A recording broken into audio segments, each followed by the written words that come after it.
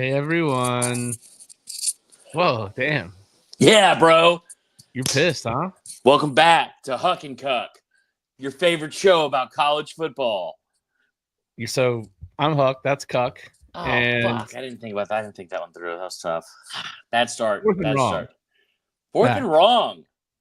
It's been a while. Dude, this is we haven't been on our game because we're trying to figure all of our shit out and schedules. We all crazy stuff. Dude, I had to fill out a credential for the Super Bowl today. What? Yeah. They said I had to find a headshot, and I don't have one except for that douchey one I took when I was all Adderalled out in 2021. So it's like me like this, and like my own haircut that I gave myself. I was very skinny. But then I was like, that Adderall diet was great. Yeah, so I had to submit that. So it's like that's been kind of crazy. But this is year 8 of the show. Year 8. Well, the first one was 8 years ago, but we took maybe like a 2-year break hiatus. Why do you have to ruin it? Why do you have to ruin it like that? It's year 8. Is that a Zen?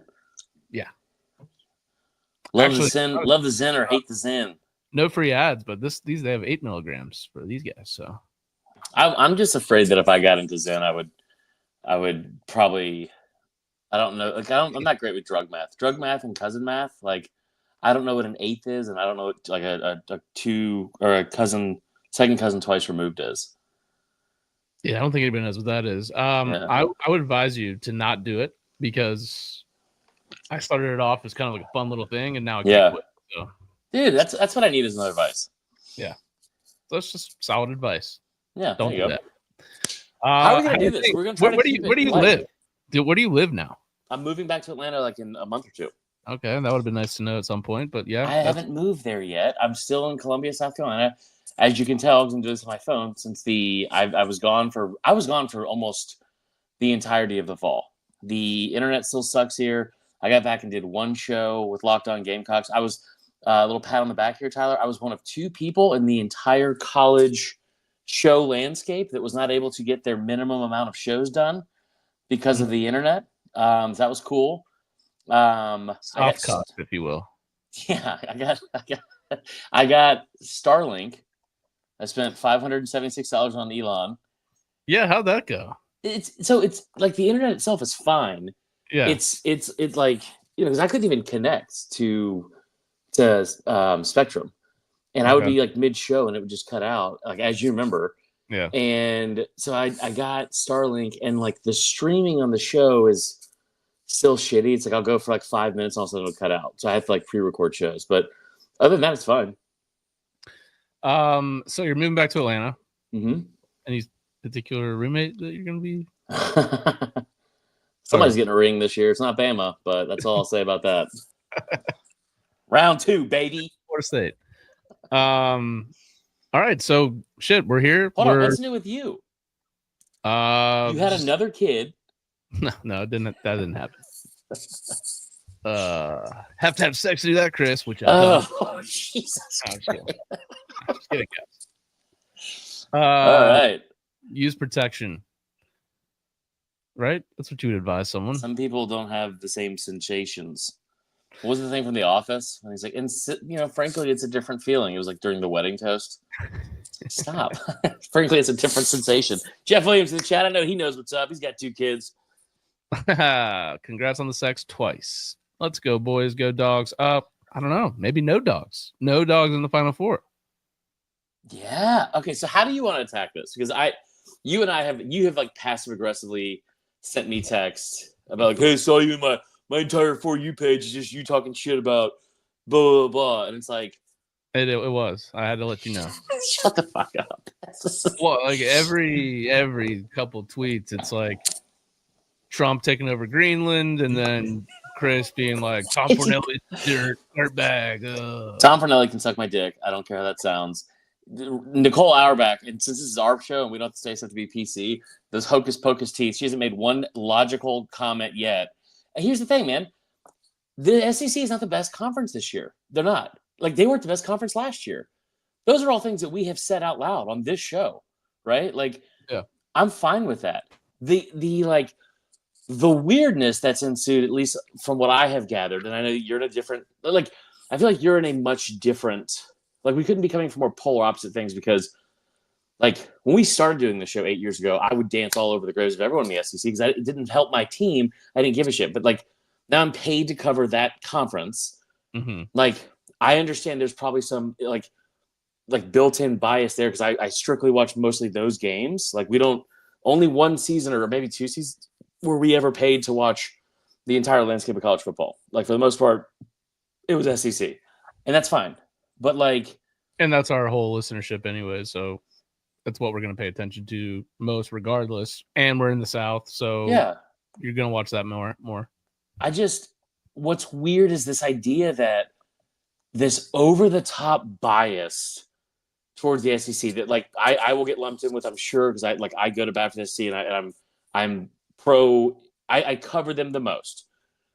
I will objectively say they're not the best conference in there. I've said it on this show and every other podcast that I did in the fall, which was Bama did not deserve to be in the playoff. They didn't deserve to be in the playoff last year. They definitely didn't deserve to be in the playoff this year. Like, fine. But this idea that, well, the pro SEC, like, champions, like the people that are like from ESPN that are just like being like shills for the SEC or they're just trying to like make money off the product and blah blah blah and like whatever else. Like, it's like the anti-SEC voice, in my opinion, has been equal to or louder than the perceived and in my opinion kind of made up SEC homer voice. Like from a media standpoint. But this is I'm gonna go society on you, all right? Okay, do it. Same shit's happening in real media too. People don't give a shit about what, like, the main stuff that we always grew up watching, you know, ABC, CNN, Fox, whatever you watched. People don't tune into that stuff anymore. And when you get online, it's like a whole new media landscape where anyone can have an opinion. Yeah. And like people gather more followers, they become kind of leaders of this online thing called X now. And this is what you get. That's what's in front of your face all day now. Not what you're watching on ESPN for a 30-second clip or whatever. Look, I can see the SEC, ESPN. They have a financial agreement together, right? That's their product, and I could see why they would talk up the SEC more. What I hate, and I don't even blame them, because that's what you should do. You're trying to make the most money. They spent a ton of money to have those games on their network. So they're going to prop that conference up the most. What I don't like is Kirk Herbstreit doing that, and then he went on 3 today with Andy Staples and said he's not even on Twitter. That was weird. Yeah, my son runs my. There is no fucking way that is true. I would agree with that. Blatant lie. But here's the thing. I don't disagree with what you're saying. The attacks, and it's largely your fan base still, which I understand the anger. I get the anger, and I get the anger directed toward the SEC. Get all of it. Kirk Herbstreit didn't keep y'all out. Like, here's the thing. Like, let's travel back in time for a second. This is what I keep going to. Just as background to set this thing up. There's no fucking way this lasts only 30 minutes, guaranteed. But like, the idea that like everyone was like dunking on Bama fans for like thinking they should have ever gotten in. I understand hating Alabama. I say this all the time. I hate the Yankees. Totally get it. Like, don't think they should have been in it. Here's where everything went wrong, in my personal opinion. Alabama gets their ass beat. Been in it this year or last year? They should have been in either year. Okay. Yeah, said it repeatedly. Well, the vitriol from Florida State fans at Alabama comes from that. But you guys got to put it in front of us, so we're going to make fun of you when you don't get in this year. Totally fair. It's not only been Florida State fans. Yeah. And you guys are totally going to beat the shit out of us next year to start the year. Yeah. the whole idea that like okay, so this is twofold. When they came out with the rankings, Bama loses to Oklahoma. I don't even remember if we did a show at this point. I don't remember the last show we did, but it was like when they did Oklahoma, when they lose Oklahoma by 21, they only scored 3 points. Like they got beat by an offense that's only threw for 68 total yards. Like, that was awful. They were a terrible team, and they got their ass beat by them, right? Everyone that's a Bama fan, every single logical Bama fan and illogical Bama fan, to be fair, knew that moment there's no chance they're making the playoff. A week later, the committee comes out on Tuesday in a short week because the games are on Saturday and things got to be done on or whatever. They were like, Bama's number 11. Why? Why was Bama ever put at number 11? Like, the fans didn't put him there. SEC fans didn't put him there. Bama fans didn't put him there. Like, when they were at 11, it was as much of a shock to me as it was to everyone else. But then it's like, well, it feels like they're going to make it. Like, it feels like you've already done the legwork for this emotion to put them in the, what do you call it? Like, in the playoff. And their season's done. All they do is beat Auburn. They beat Auburn by 14.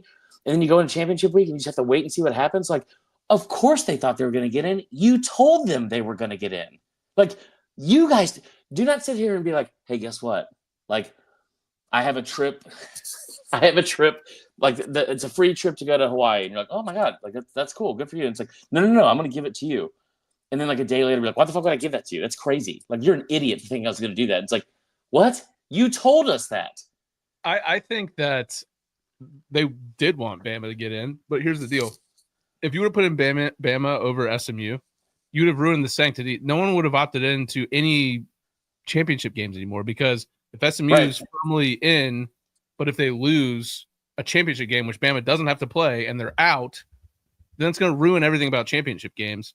Okay. So I feel like once they put Bama there and they say all the backlash like about the SMU thing, my conspiracy theory was there is no way that these refs will let SMU lose this game at all because they can't have them do it. Like they can't have Clemson, be this automatic seed. Like it's just they have to have SMU win, and yet it went the way it did. And I think hold on. Let's talk about that. Otherwise, it ruins a precedent going forward of championship games. It already did. I think you're right. I think it like on a scale of 1 to 10, that would have ruined it on a 9. But here's the other side of it. You sat here and told us that like getting into a championship game is so important. It is like vital to your hopes to making, the college football playoff, and like not winning it, like because that's an automatic bid, but like just participating in one grants you all the stuff. So here's what I kept saying too: if Arizona State and Iowa State were playing in the Big 12 championship, which they were both 10-2. Both of them had better resumes and better strength of schedules than SMU, Boise State, and Indiana at the time. But we all knew if whoever lost that game, they were out, like without a question. Mm-hmm. So Arizona State wins. Not only do they win, they get in, they get a 4 seed and a bye. But you're telling us like, hey, it's like the participation of it is a huge deal, just being there. Then explain to me why Clemson goes and wins that championship. A week before that, they lose to South Carolina. They drop 5 spots to number 17. They win the ACC championship. Tyler, take that part off the table. Even that part off. They went and beat the number 8 team in the country. They moved up 1 spot to 16. And SMU dropped 3. And that had happened 12 hours prior to them making the fucking rankings. And it's like, it made no sense. But so then you get into the actual postseason play. And of course, like, listen, I didn't think Bama should have been in. I thought South Carolina should have been, or Ole Miss. And I thought Bama had the weakest argument out of all 3, even though I know they beat South Carolina. But like, I just kept going by the fact that if that was another year when it was like, no, but Bama's playing like the best football in the country right now. They've won 6 straight games, blah, blah, blah. They would have gotten in. But South Carolina they didn't even sniff the playoff. Neither did Ole Miss, really. Yeah. I'm getting kind of sick of the Kiffin shtick, to be honest. Okay, but I think we did talk about this somewhat the last time we recorded. Let's talk about the playoffs and what they've been. So first round, people are all pissed off. Right. First. Like Penn State just totally outclasses SMU, Notre Dame, even though it ended up being a closer score. Indiana had no chance in that game. Ohio State blows out Tennessee. So immediately people are like, we got to talk about the seeds because Arizona State hasn't even had to play yet. They're ranked below a lot of these teams in the rankings. Right. I've seen the idea floated out there, and I think it's the best idea going forward. I think you reward conference championships by getting into the tournament, but you're not an automatic top seed. And then I think we go back to BCS rankings. This committee shit, it gives too much room for people to be like, you guys fucked us on purpose. Yeah. Do the BCS rankings 1 through however many it's going to be, probably 16 at some point. And, the teams that are at the bottom, like if some random team rises up and wins the conference championship, sorry, you get knocked out. You should have been number 16 in the country. It feels like they really thought this whole thing was going to be like March Madness. And I think the reason why behind that is that, like, one, from a money-making standpoint, I've told you guys this before, like on the show, that for those 3 weeks, this is like 2 or 3 years ago, it'll be 3 years this March. For those 3 weeks, the NCAA made $919 million of gross revenue during the men's March Madness. That's for 3 weeks. Like television contracts, all that kind of stuff. And we love March Madness. We love watching 12s upset 5s and 14 versus 3 and 13 versus 4, all that shit. This is not that. Like, of course, Northern Illinois knocks off Notre Dame in the middle of the season, and we've seen other wad ups. It's like Vandy and Oklahoma beat Bama and whatever else. But like a 12-5, when the way you've set it up is not an upset. Like Clemson and Texas was a good matchup. Well, I thought the thing that made the most sense is like I will never go to bat for Notre Dame, but the fact that you gave Boise and Arizona State buys and hiring just because they played in the conference, it's like, listen, it'd be one thing if you were like, we're going to reward all 4 Power 4 programs and they get a buy. So like Clemson gets a buy even though they were whatever because of like that part is like, okay, I could buy into that. Mm-hmm. But having the Mountain West Conference champ somehow deserve a bye because they beat UNLV for a second time over even Notre Dame makes no sense. No, nothing really about what they did made sense to me. There's got to be a better way to set it up. But anyways, first round's kind of a disaster. People are all pissed off because it seemed like people like Herb Street and others were bitching about how Indiana should never be in, and then Tennessee gets blown out, and it's like nobody really cares. Floodgates open. It's like people cared about Tennessee. Well, what I mean, like none of the talking heads were talking the same way they did the day before when Indiana lost to Notre Dame. But regardless, all that's happened now at this point is the cream has risen to the top. Georgia got a little unlucky with the Beck injury. I still don't think their offense was good with Beck. Yeah. They've certainly done some things today and yesterday that have improved their receiver room. But what do you think about so obviously the best game was the Texas Arizona State game, which was wild. An incredible game. You had the whole like mistargeting thing. You had the like Quinn Ewers looking like trash, and then all of a sudden like he comes and just throws 2 unbelievable passes there in overtime. After the game, do you see that like the on the 4th and 13 play or whatever it was, the guy actually dropped the ball in the end zone, but they never even reviewed it? Yeah, but did you think he really dropped it? I don't think they would overturn it, to be honest. But there was a lot of weird things. The targeting call was the thing, but did you see where Texas blocked the kick and it bounced through the field goal? No. And someone brought up after the game, and like Arizona State actually went back and challenged it. That's supposed to count. Like if you block a field goal and it like takes a crazy bounce and goes in, if no one has touched it yet, it's supposed to count still. That's pretty crazy. I didn't know that. On a block kick.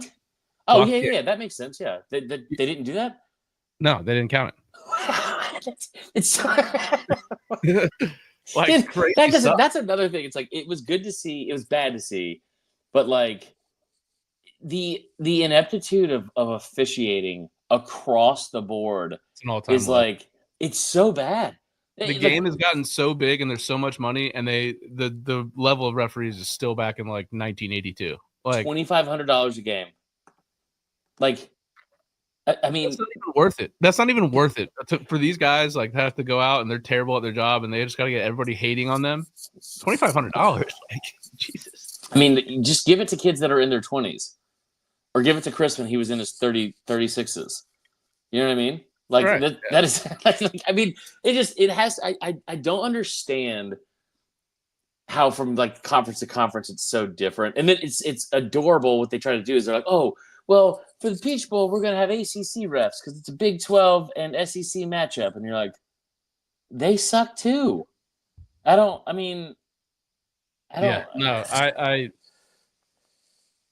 a problem that needs to be fixed. I don't know. Here lies another issue. who's going to make that decision? There's no like governing czar like we've been talking about, and now people are coming out saying Saban should take the lead on that, which I think most people would agree. What do you think about that? I think it'd be a great move. I mean, somebody has got, dude. The game at this point. I mean, now you got kids that are committing, signing. So the Dallas, what's his name? Dallas Wilson he was a 5-star receiver, committed to Miami. I'm sorry, committed to Oregon. He's from Florida. His agent, obviously he has an agent. Yeah, of course. He's 17, so. Is Vernell Brown Sr., who played at Florida. His son, Vernell Brown Jr., is a current signee at Florida.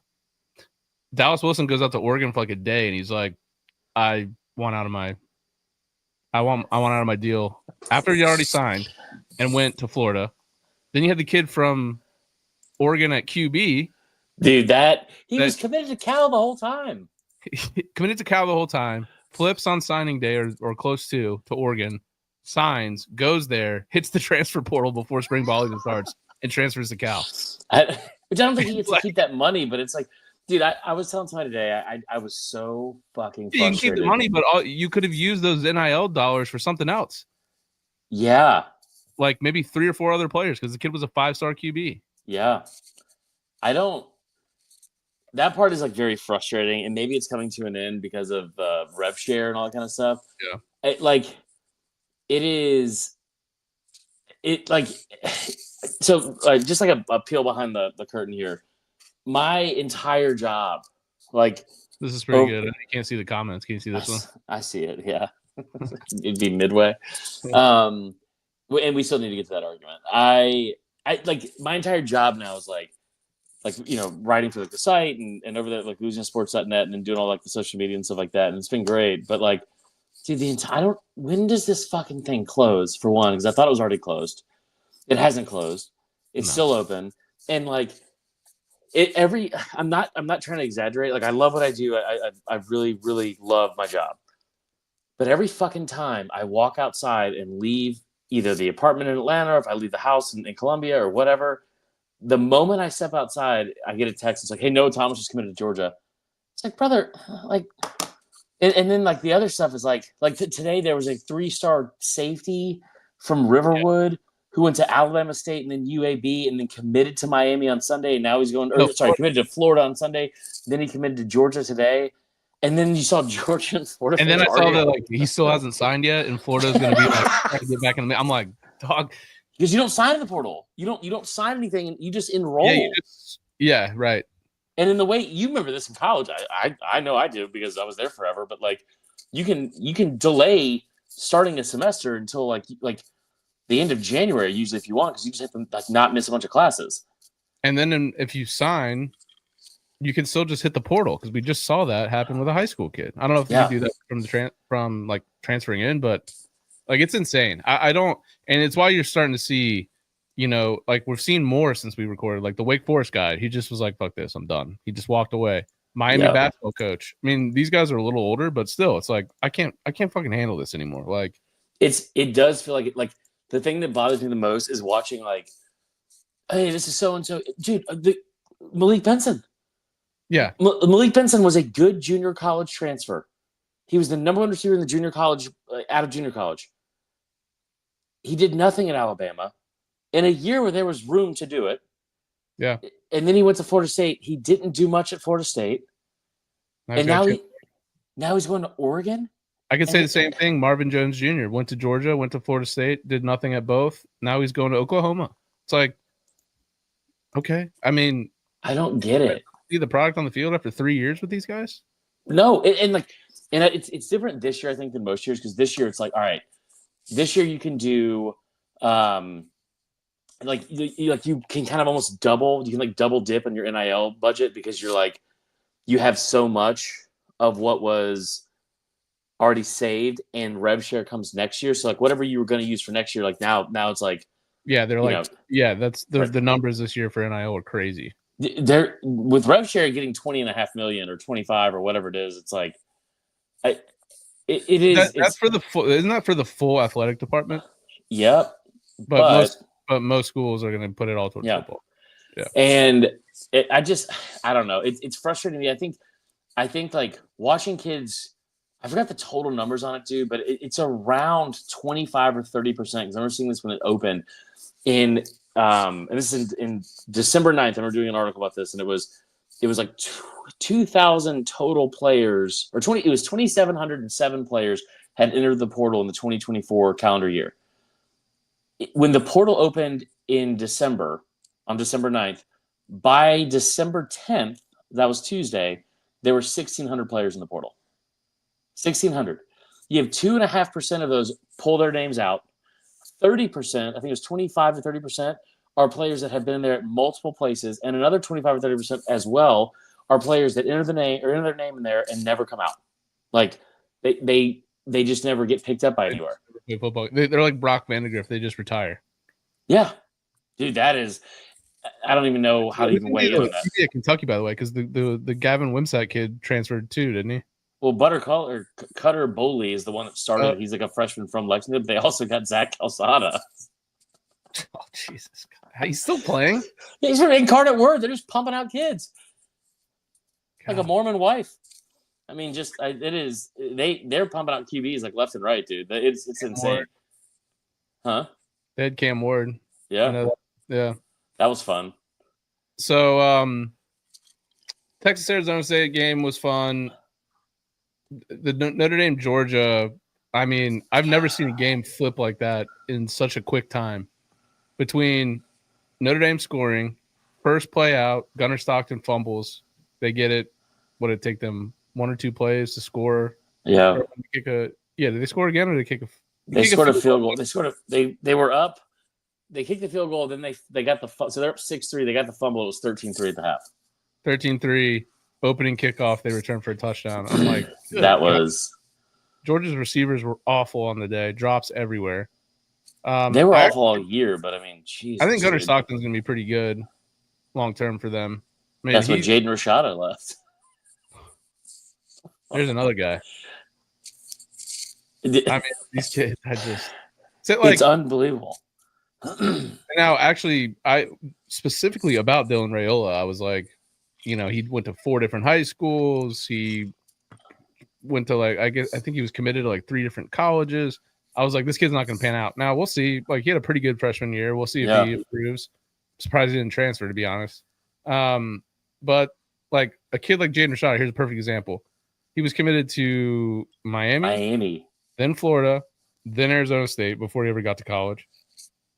Then he goes to Arizona State, plays a little bit his freshman year, gets hurt, transfers, goes to Georgia, doesn't play, transfers. Now he's going to – do we know yet? I don't think we know yet, right? No, we don't know yet.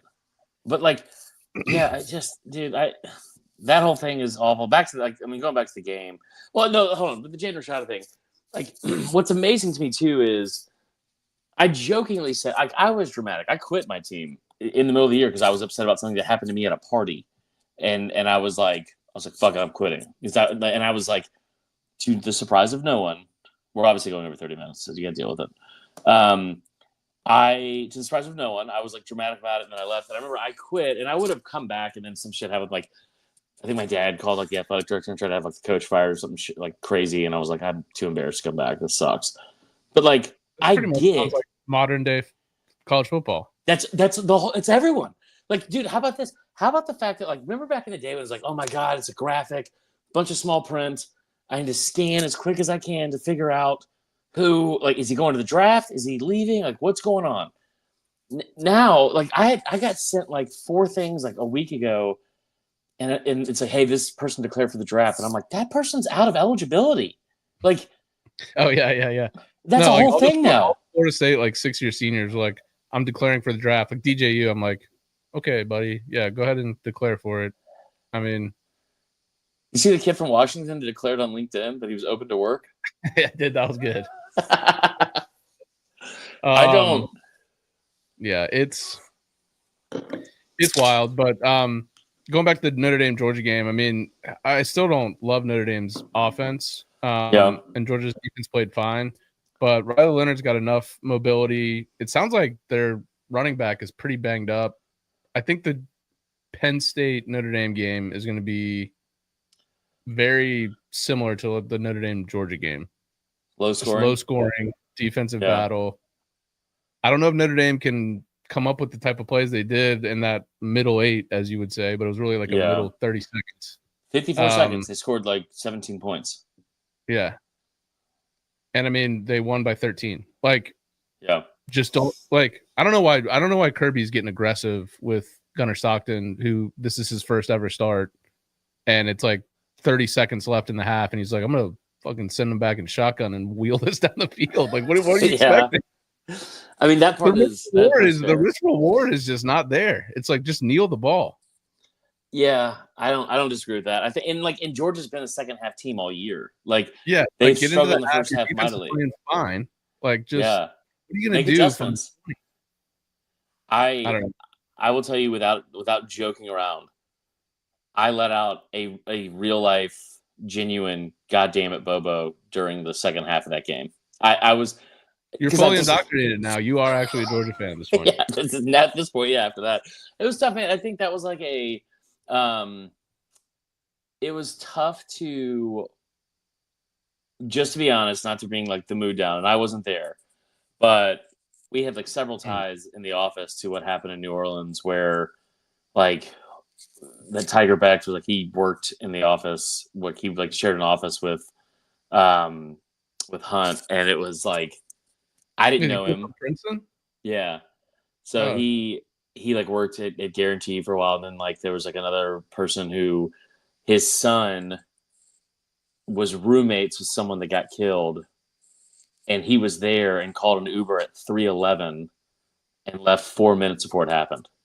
And it was like, that's crazy. It just was, I mean, all jokes aside, it was like very hard to process that, like on like what's supposed to be the start of a new year. You're waking up and like, you know, people going to either join a gym or get their finances right or whatever. And you like wake up to that news. It was just like, Jesus, man. It was, and then also, you know, Kirby's dad fucking like, you know, dying, like, and having to deal with all that during like the game as well. Like, I think one of the things too that is like very fair to say about this year, like, I wasn't pulling for Tennessee against Ohio State.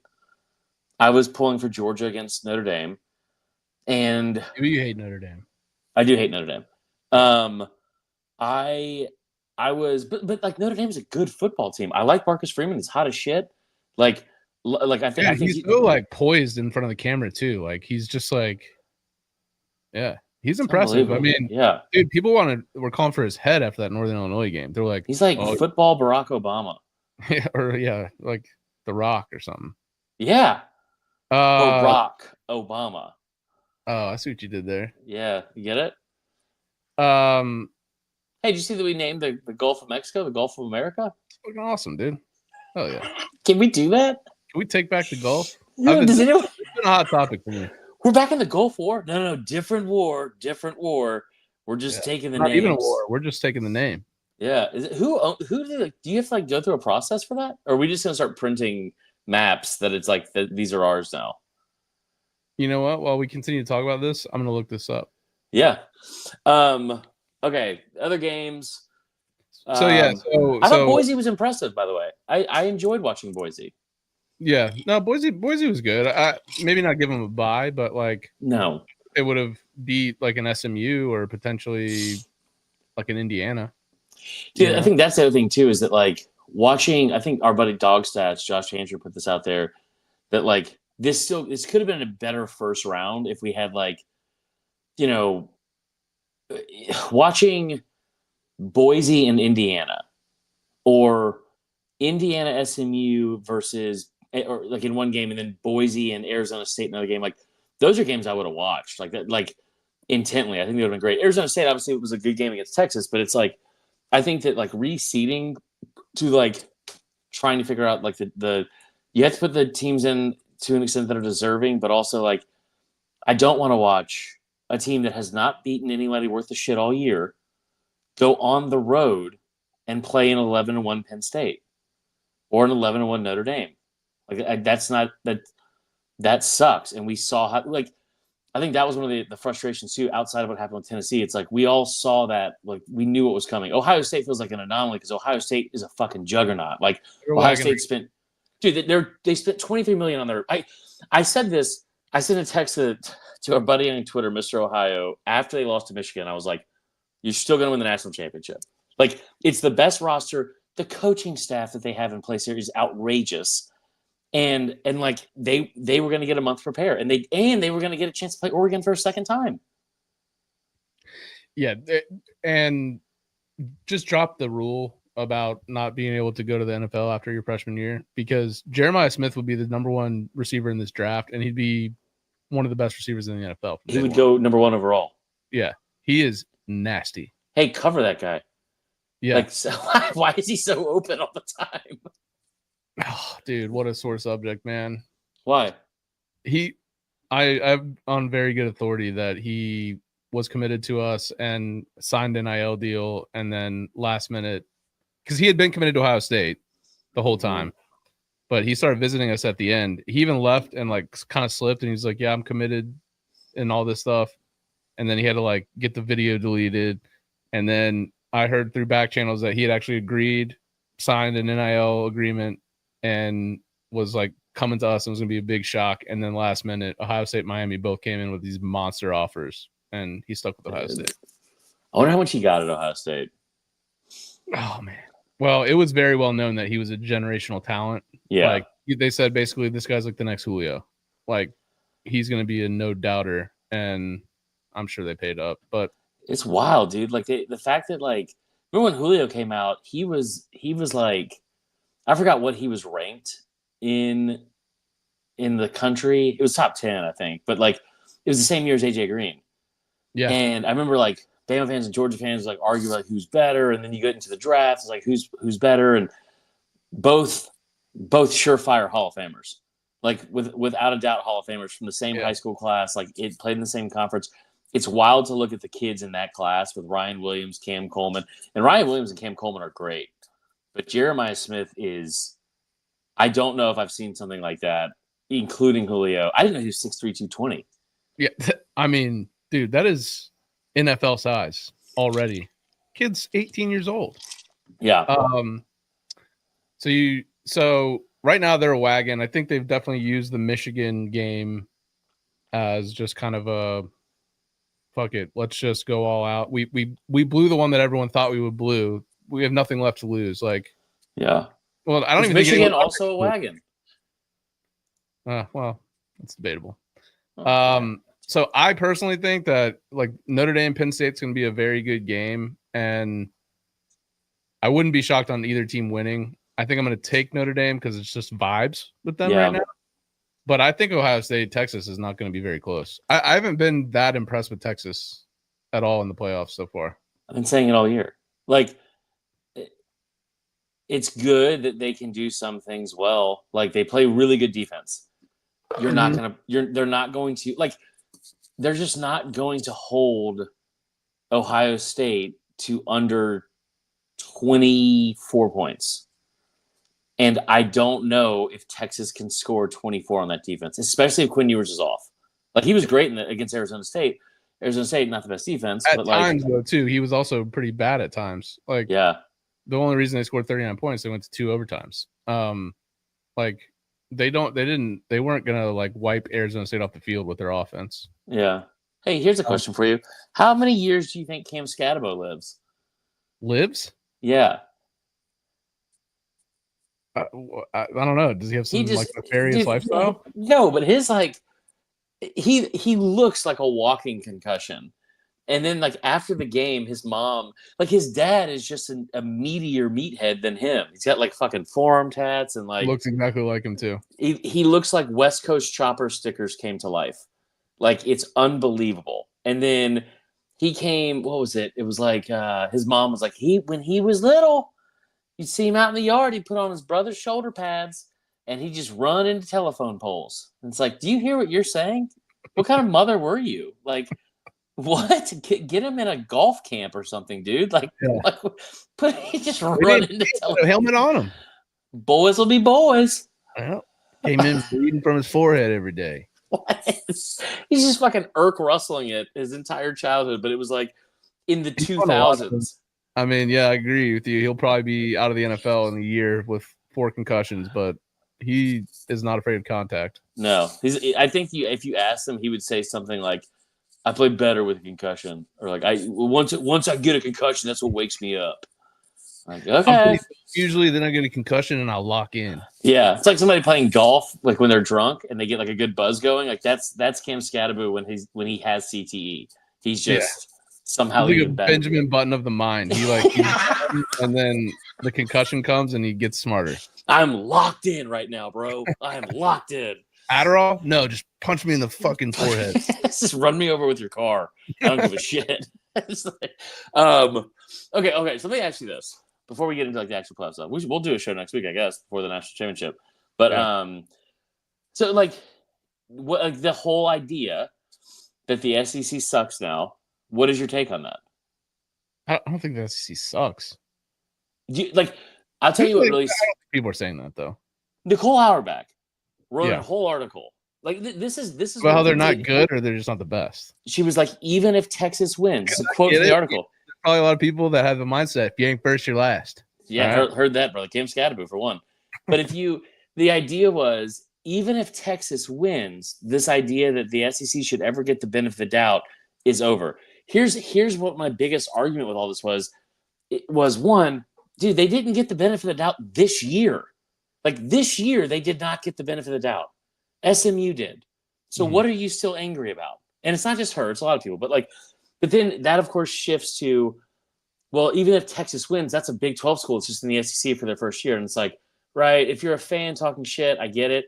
What's been really weird to me is watch these like big J journalists become online, at least, deduced by their own doing and like willingly to turn like most of their fodder on social media into Twitter trolling.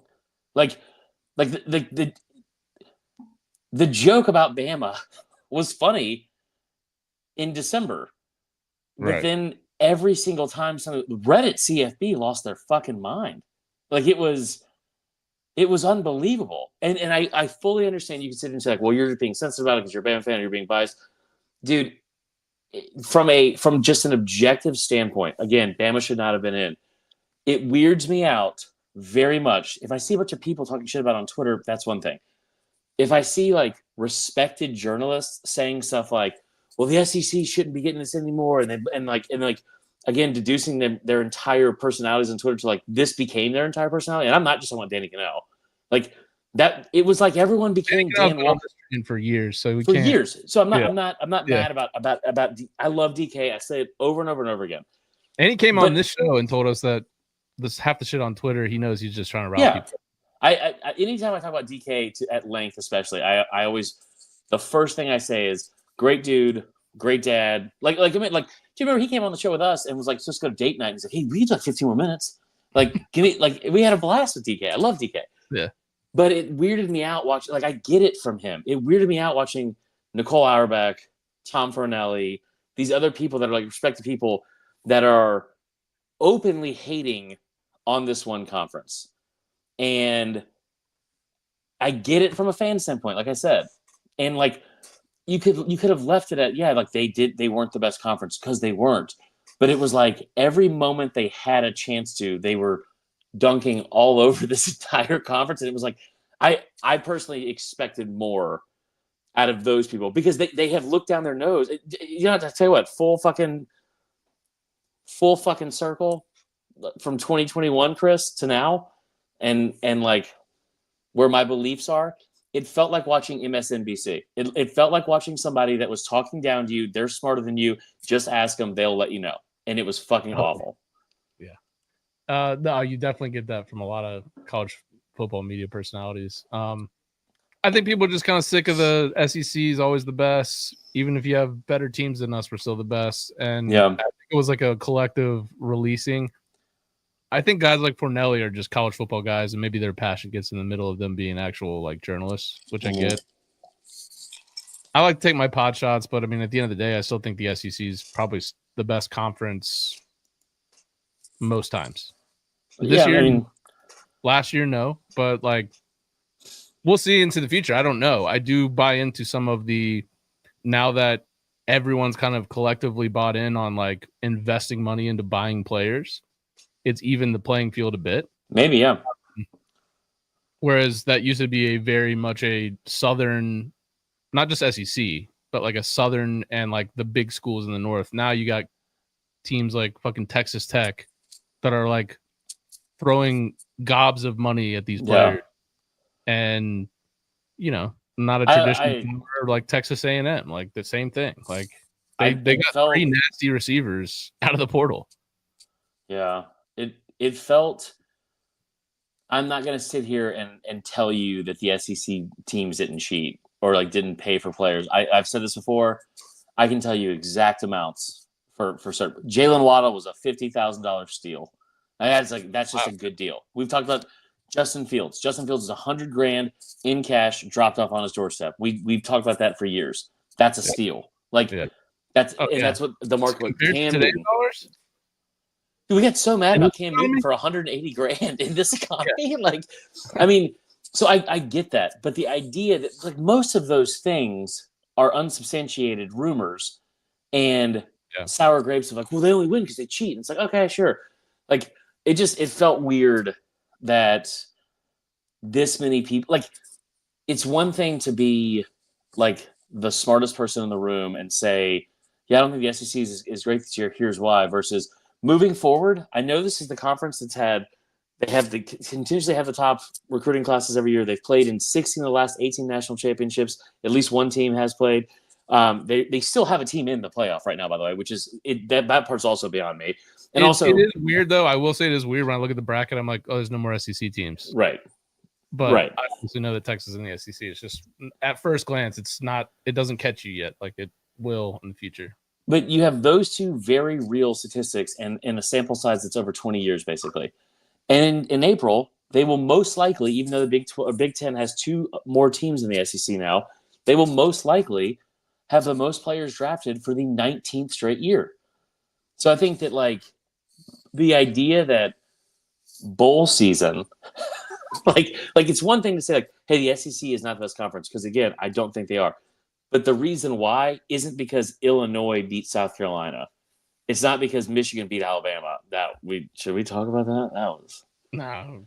Jalen Milroe sucks, huh? Talk about like things that continue to get brought up that just have no relevance anymore. We're over it. It's like anytime I tell somebody that I'm a Florida State fan here, they're like, "Ooh, 63-3, man." It's like, oh yeah. Those other games that year was pretty fun. Orange Bowl, like that doesn't mean anything. 2 years ago, okay. By the way, speaking of the Texas A&M, I obviously don't know if this is true, but did you see the graphic that was going around of Micah Hudson? He was a 5-star receiver, his NIL contract with Texas A&M. That's unreal, dude. $700,000 cash up front for a 1-year contract, 3 cars for family members. That part is insane. A personal driver in an Escalade. Right, to class. To class, to practice whatever he wants. And then supposedly paid travel arrangements for 10 family members to come to every game. My favorite one, medical decisions are made by him and his family only. So if he feels that he is injured, even though he's been cleared by the team doctor, he can say, no, I do not choose to play. This whole fucking Gen Z is just a bunch of pussies, and I don't care how it sounds anymore. Recruiting experts came out and said that was unreal. They said it wasn't true, but I don't know, man. I could see shit like that happening these days. Was he the kid from Florida that went to LSU? The kid from Florida went to LSU was like, he wanted $540,000. He wanted, what he wanted was $45,000 a month. Kid, which kid? The white edge rusher. Oh yeah. I can't remember right now. Let me pull this up real quick. Jack Pyburn? Jack Pyburn. So he and again, this is one of the wildest things about it. This is why you're going to see kids enter the portal over and over and over again. Like Bear Alexander, he got $800,000. He got an $800,000 apartment to go out to LA and play at USC. He might have been happy out there. He played there for 2 years, right? Like he might have been happy out there. But like the position he plays is a position of need for a lot of teams. And to build depth, and he could play right away because he's been in college. So he's a former 5-star. So it doesn't make any sense for you to go into a oh my God. It doesn't make any sense for you to go into a game or into a season and be like, hey, USC, this is my second year. I didn't really produce last year, but like I want to make sure you're still going to pay me a bunch, even though you have to pay all these new players and pay players out of your freshman recruiting class. Dude, I think that's one thing. Like you're just going to see people entering over and over and over again because they're going to get paid that year. And they might know, like if the Mike Hudson thing is true, that doesn't sound like a competitor to me at all if that's true. The Jack Pyburn thing doesn't sound like a competitor to me at all because he wanted guaranteed playing time. I've never heard of any person's like I would love to start every game that we play in a season. But like to say that like I want that guaranteed to me, it seems like such a weird, I don't care how this sounds, pussy ass thing to do as an athlete. And do the Pyburn thing, he wanted $45,000 a month from Florida and a guaranteed starting job. That's $540,000 in a year, $500,000. These are his numbers: 60 tackles in 12 games, so 5 a game. He had 1 sack. He had 0 QB hurries. He forced 1 fumble, and he had 4 tackles for loss. You know why he was demanding that? Because LSU probably told him, "We'll give you that." Right. I mean, I don't know if they did, but yeah. But I mean, I would think unless you're insane, would most of these kids have agents? I mean, you wouldn't just walk in and be like, "This is what I demand of you." Right. Did you see the graphic that went around from Brad Crawford that was like, here's the actual NIL budget that these schools had? So I can tell you, this is not anything on Brad because I love Brad to death. Great dude. Does a tremendous job at 247 and especially covering South Carolina. I can tell you with absolute certainty, the number on that for LSU was $21 million. It's nowhere close. It's way under that. It's way under that going into this year. Now that opened up a little bit because of Bryce Underwood and all that other shit. Yeah, Brian Kelly fucking gave some of his contract. So did Norvell. Yeah. Well, those are two guys that are like, I kind of need to win this year. I'm probably. Yeah.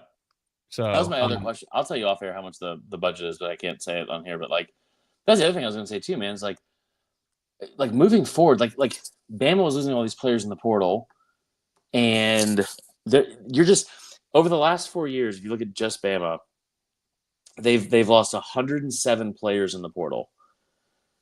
They've signed 31.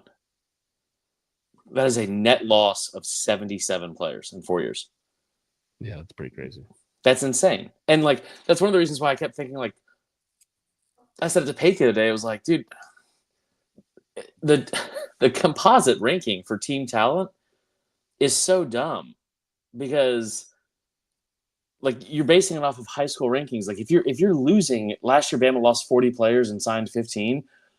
That's not an even exchange rate, even if you brought in all 5 stars, like which they didn't. So I just don't understand like how they're like that part of the recruiting part is behind. I also think though, man, like you look at what Lane's doing.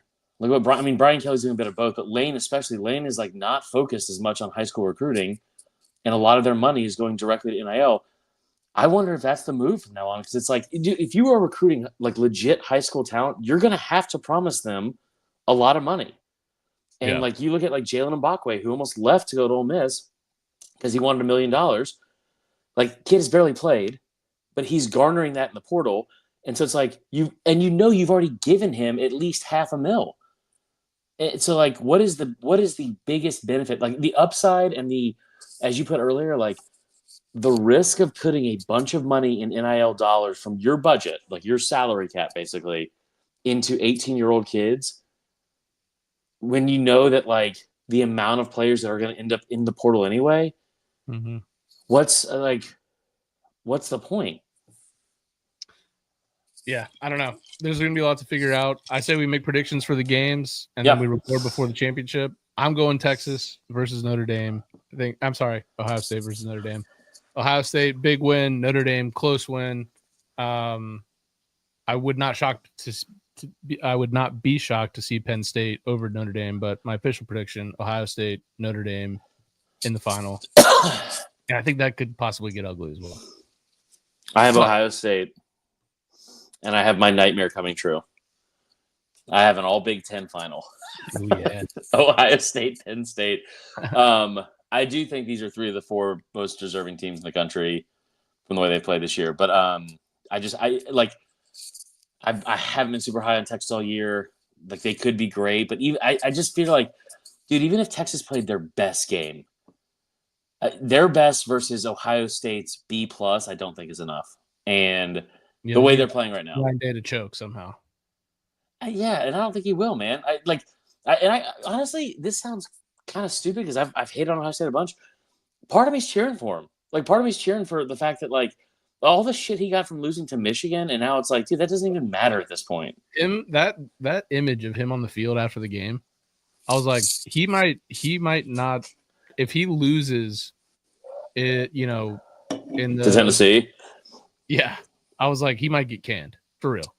And now 2 blowouts later, and it's like they're a juggernaut right now. So yeah. We'll see. Can we end on one thing?